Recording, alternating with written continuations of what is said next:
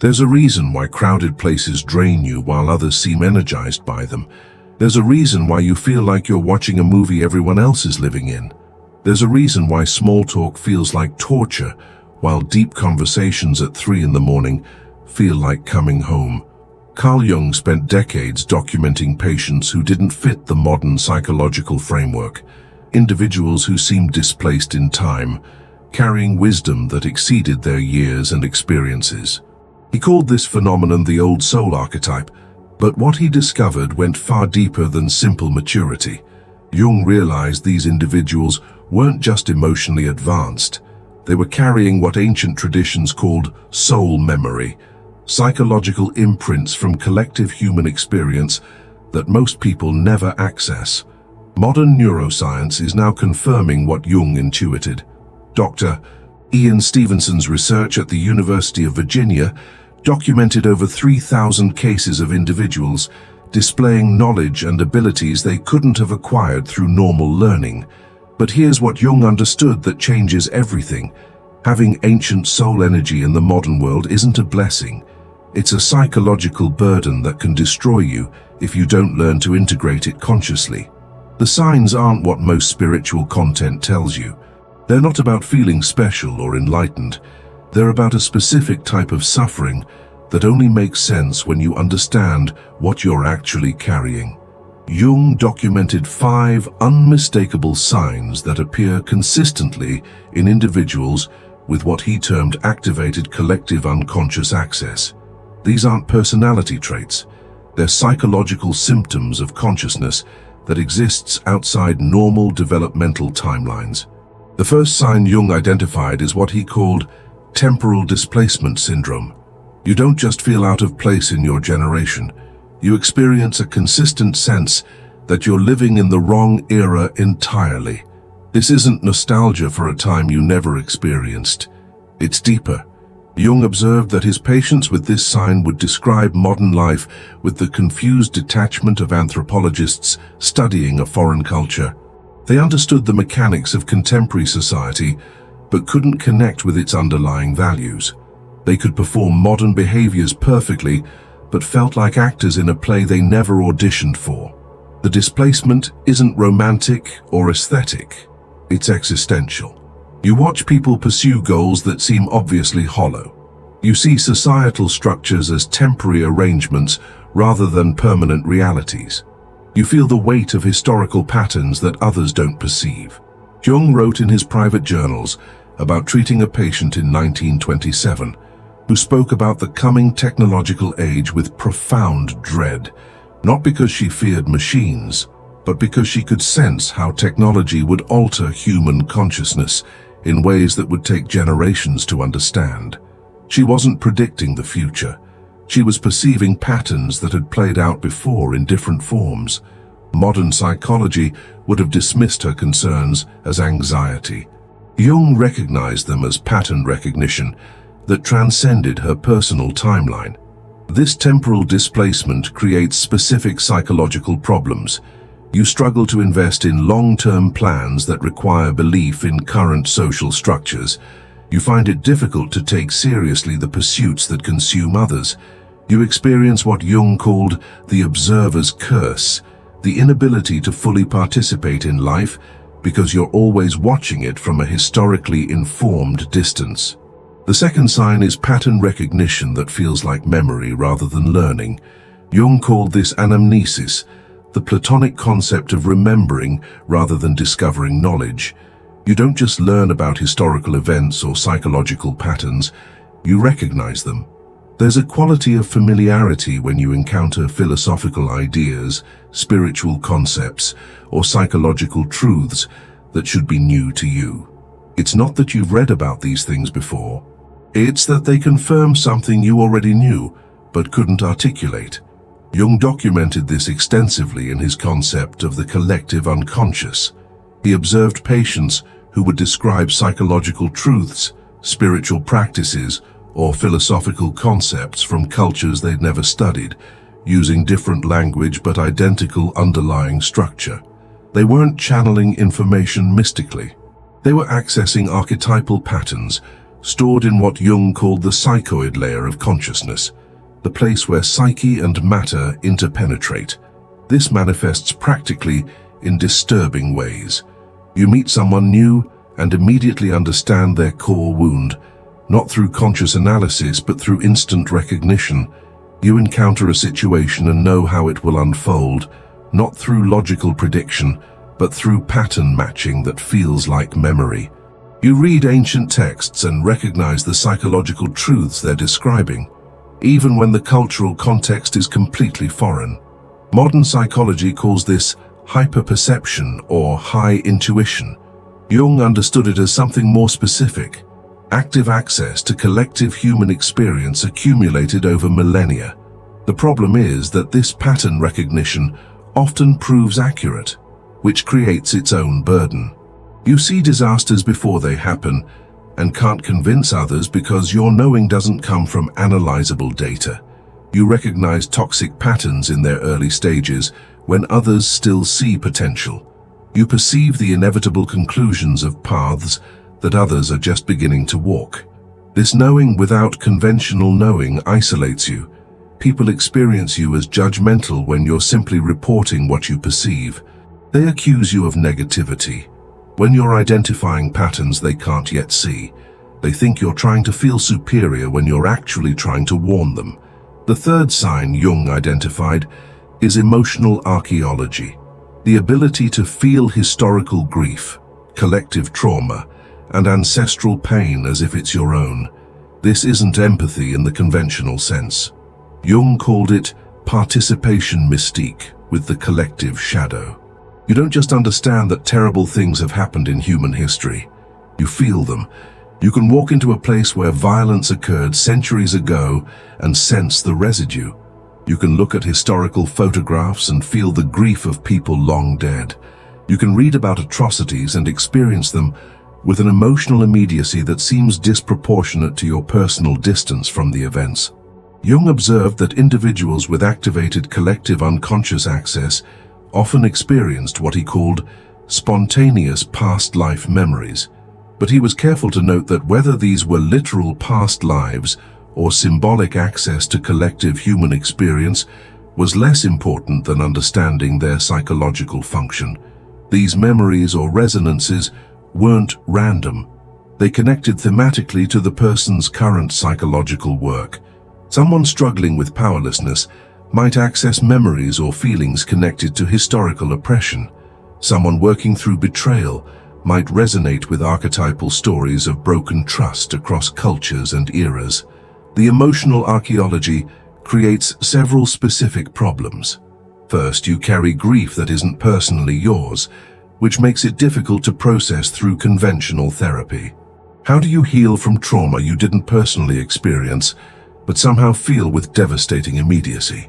Second, you experience what Jung called temporal bleeding. Emotions from different time periods or collective sources bleed into your present experience, making it difficult to distinguish between your personal feelings and what you're picking up from the collective field. Third, you feel responsible for historical wrongs in ways that don't make rational sense. You might feel compelled to make amends for things that happened before you were born, or carry guilt for collective human failures that exceed any individual's responsibility. Jung understood this as the psyche's attempt to integrate collective shadow material. The person with ancient soul energy becomes a processing site for unresolved collective trauma. They're not meant to carry it alone, but in a culture that doesn't acknowledge collective consciousness, they often do. The fourth sign is what Jung termed the hermit's dilemma, a simultaneous need for deep solitude and profound connection that modern social structures cannot satisfy. This isn't introversion or social anxiety, it's a specific type of relational displacement. Jung observed that individuals with ancient soul energy require extended periods of complete solitude, not to rest from social interaction, but to process the overwhelming input they receive from collective consciousness. But they also crave connection at a depth that casual friendship or even conventional intimate relationships rarely provide. You need people who can discuss the nature of existence, the patterns of history, the deeper currents of human experience. You need relationships where you can share what you actually perceive rather than performing socially acceptable versions of yourself. The problem is that modern social structures offer neither adequate solitude nor adequate depth. Social expectations demand consistent availability and engagement. Meanwhile, opportunities for genuine philosophical and spiritual connection are rare and often commercialized into workshops or retreats that feel performative rather than authentic. This creates what Jung called the hermit's dilemma: withdraw into necessary solitude and face isolation and accusations of being antisocial. Engage in available social structures and experience the slow death of performing a self that isn't real. Jung documented patients who would cycle between these extremes, periods of intense social engagement, where they tried desperately to connect within available structures, followed by complete withdrawal when the performance became unbearable. Neither extreme satisfied the actual need. What these individuals required was what Jung called conscious community, relationships with others who had also done significant inner work and could engage at the depths they naturally inhabited. But finding such people in a culture that values surface performance over psychological depth felt nearly impossible. The hermit's dilemma creates practical problems. Career paths that require consistent social performance become unsustainable. Relationships based on conventional scripts feel hollow. Family expectations for normal social participation feel like demands to betray your essential nature. The fifth sign Jung identified is perhaps the most defining, what he called the integration imperative, a psychological pressure to understand and synthesize opposing viewpoints, paradoxes, and contradictions that most people are content to keep separate. You can't simply choose a side and dismiss the opposition. You can't embrace one truth and reject its opposite. You feel compelled to hold multiple perspectives simultaneously, understanding the validity in each while transcending them all. This isn't indecisiveness or lack of conviction. Jung called it the transcendent function, the psyche's natural movement toward wholeness through the integration of opposites. While most people can comfortably choose political sides, religious frameworks, or philosophical camps, you feel the psychological pressure to understand how each perspective contains partial truth while remaining incomplete. This creates enormous internal tension. You understand conservative viewpoints and progressive perspectives. You see the wisdom in ancient traditions and modern innovations. You feel the truth in scientific materialism and spiritual mysticism. Jung observed that this integration imperative intensifies during times of collective polarization. While society splits into warring camps, the individual with ancient soul energy experiences increasing internal pressure to bridge the divide, not by compromising or finding middle ground, but by achieving genuine synthesis at a higher level. The practical problems are severe. You struggle to participate in tribal identities that require denouncing the other side. You find it difficult to engage in political discussions that demand you choose between false binaries. You feel alienated from both sides of every cultural war because you can see the shadow in each position. This isn't enlightened centrism or both-sidism. It's the psychological burden of consciousness that naturally moves toward integration in a culture that rewards polarization. You're not trying to be superior to those who choose sides. You literally cannot turn off the part of your psyche that perceives validity in seemingly opposite positions. Jung believed this integration imperative served an evolutionary function. Individuals who could hold paradox and synthesize opposites were preparing consciousness for its next developmental stage. But in the present moment, they often suffered from feeling homeless in every available ideological structure. Now here's what Jung discovered that modern spirituality completely misses. Having these 5 signs doesn't make you special or chosen. It makes you a processing site for collective human consciousness that isn't ready for what you're carrying. The ancient soul energy isn't a gift to celebrate. It's a psychological burden to integrate consciously, or be destroyed by unconsciously. Jung documented patients with all 5 signs who fell into 3 distinct categories: those who integrated the burden consciously and used it in service of collective evolution, those who were crushed by the weight of consciousness they couldn't integrate, and those who inflated around their ancient soul energy, using it to feel superior rather than to serve. The integration path requires what Jung called conscious suffering. You must feel the full weight of temporal displacement without using it to justify withdrawal from life. You must develop pattern recognition without becoming cynical or detached. You must process collective grief without being consumed by it. You must navigate the hermit's dilemma by creating sustainable rhythms of solitude and selective deep connection. You must hold paradox without collapsing into relativism or paralysis. Jung wrote that the individual with ancient soul energy has a responsibility not just to themselves but to the collective psyche. You're not carrying this consciousness randomly. You're part of what he called the cultural immune system, individuals distributed throughout society who can perceive what collective consciousness isn't ready to see, helping to prepare humanity for necessary evolution. But this service cannot come at the cost of your own destruction. You must learn to carry ancient soul energy without being crushed by it. This means developing strong psychological boundaries, creating containers for the overwhelming input you receive, finding the few others who can understand and witness what you carry, building a life structure that honors your actual needs rather than conforming to collective expectations that were never designed for your type of consciousness. The ancient soul energy you carry is real. The displacement you feel is valid. The patterns you perceive are accurate. The grief you carry matters. The solitude you need is necessary. The integration you're driven toward is essential. But none of this makes you better than others. It makes you different in ways that require conscious integration or will lead to suffering that serves no one. Your ancient soul energy isn't meant to separate you from humanity. It's meant to help you serve humanity's evolution by being willing to carry consciousness that the collective isn't ready for yet. This is the truth Jung discovered that no one wants to hear. Ancient soul energy in the modern world is a calling to conscious service through suffering that most people will never understand or appreciate. The question isn't whether you have these signs.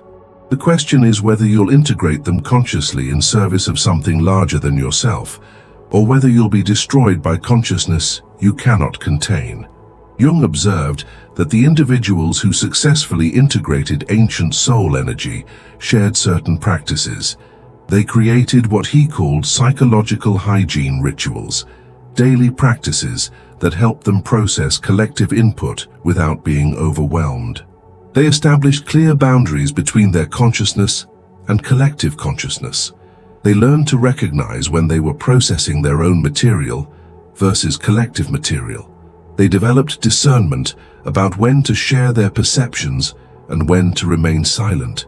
Not every truth needs to be spoken in every moment. Sometimes witnessing is enough. They found creative outlets for the overwhelming input they received: art, writing, music, movement, ways to channel collective material through individual expression. They cultivated relationships with depth rather than breadth, a few profound connections rather than many superficial ones. They honored their need for solitude without using it as escape from necessary engagement. They learned the difference between regenerative withdrawal and avoidant isolation. They studied history, philosophy, psychology, and spirituality, not as academic exercises, but as maps for understanding the consciousness they carried. They practiced what Jung called active imagination, conscious dialogue with the unconscious contents they were processing. They accepted that their path would be lonely at times, but not meaningless. That feeling isolated didn't mean being purposeless. Most importantly, they developed what Jung called psychological humility, the recognition that carrying ancient soul energy didn't make them superior but simply different in function. Every one of you watching this who recognized yourself in these 5 signs has felt the weight of living between worlds. You've wondered whether something was wrong with you when actually something is different about how your consciousness engages with collective human experience. That difference isn't random and it isn't meaningless. You're part of what Jung called the consciousness carriers, people distributed throughout human societies across all eras who hold patterns and wisdom that collective consciousness needs but isn't ready to integrate. Your temporal displacement helps you see beyond the illusions that keep societies functional but ultimately limited. Your pattern recognition serves as early warning system for collective mistakes humanity keeps repeating. Your emotional archaeology processes collective trauma that remains unresolved in the cultural body. Your need for solitude and depth creates space for consciousness to evolve beyond surface performance. Your integration imperative models the psychological wholeness that represents humanity's next developmental stage. But this service requires that you survive the burden of what you carry. You must build a life that honors your actual psychological needs, rather than trying to force yourself into structures designed for different types of consciousness. You must find your few, the small number of people who can witness and understand what you perceive, without requiring you to translate it into acceptable forms. You must develop practices that help you process the overwhelming input without being consumed by it. And you must remember that carrying ancient soul energy doesn't make you superior. It makes you someone with a specific psychological structure that serves a specific function in collective evolution. The recognition you're experiencing right now as these words connect with something you've always known matters more than you realize. You've been searching for validation that what you experience is real and not pathology. You've been looking for confirmation that the displacement, the knowing, the grief, the isolation, and the integration pressure serve a purpose beyond your personal suffering. Jung spent his life documenting that these experiences are real, valid, and meaningful. That ancient soul energy exists and creates specific psychological challenges that require conscious integration. Write this in the comments right now, and watch how many others recognize themselves in these words. I remember what I came here to do. That simple statement connects you with others carrying the same burden across the world.